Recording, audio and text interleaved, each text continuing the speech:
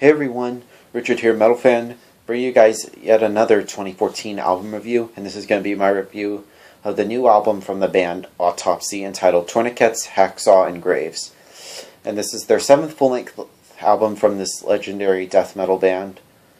And this is the follow-up to last year's album, The Headless Ritual, which I was surprised they actually had already released a new album only a year after A Headless Ritual. That was like, wow, that was fast. Released very quickly already. I guess that was because the band probably had some material left over, and I guess they decided to put it on this album, I guess. I mean, I really enjoyed the last album, The Headless Ritual, but this album is also a really good album as well. Let's talk. It's still sort of the great death metal, but also has sort of very dark and sort of doomy elements. I think like on The Headless Ritual, but that's also present on this album. It's pretty impressive, I do have to say. The production of this album sounds pretty good as always from Autopsy, because I think Autopsy has pretty sick production as well. We have Chris Reffert on the drums, who used to play for Death, and he still fucking beats the hell out of the drums. And the guitar playing from Eric Cutter and Dean Corrales sounds really awesome. Those dudes can fucking shred. And the bass playing from, I can't remember his name. I think it's Joe something. I think he's a damn good bass player too. So yeah, I think all the band members can play together. When they get them all together, it sort of meshes together and it just flows perfectly. But let's get into the album. Now the opens up with the song Savagery, which is a 2.5-minute song. It's really short, it's very fast paced. It's also a really great way to open the album. It has some really pounding drums and really brutal vocals, just with pretty much a signature for Autopsy. And I really love a great guitar solo, which sounds really awesome. Really a great way to sort of kick off this album.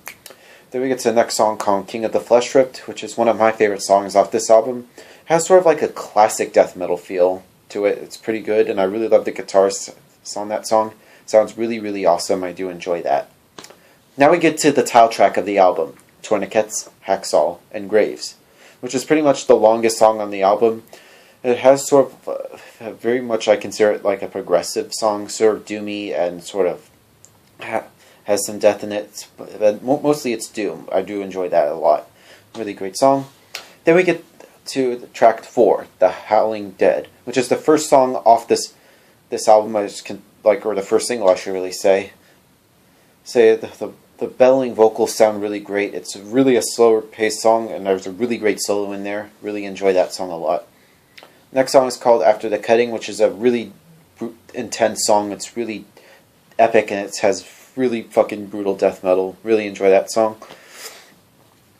Forever Hungry. Now this song is pretty okay, I guess, but honestly it's not one of my favorites. It's good, like mainly musically, but honestly, I'm sorry guys, it just didn't really do well for me. It's a good song, but it's not really one of my favorites.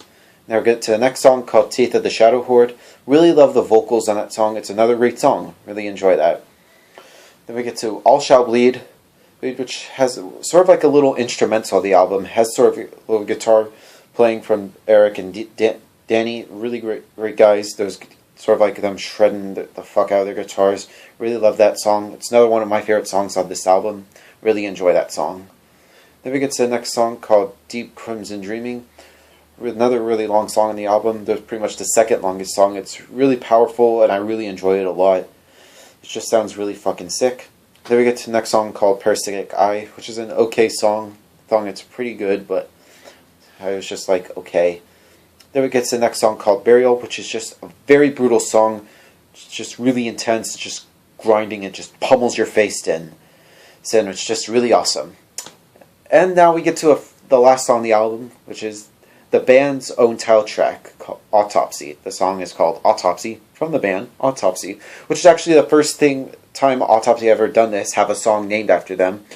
And to me, this song pretty much says it all about the band. Pretty much what they are all about. Pretty much what they are, a brutal fucking death metal band. It's a great way to end this album and sort of a great way to sort of represent what Autopsy is on about. Now overall, Tourniquets, Hacksaw, and Graves is a pretty good album. I do enjoy it a lot. If I were to give this a score, I would give this probably an 8.5 out of 10.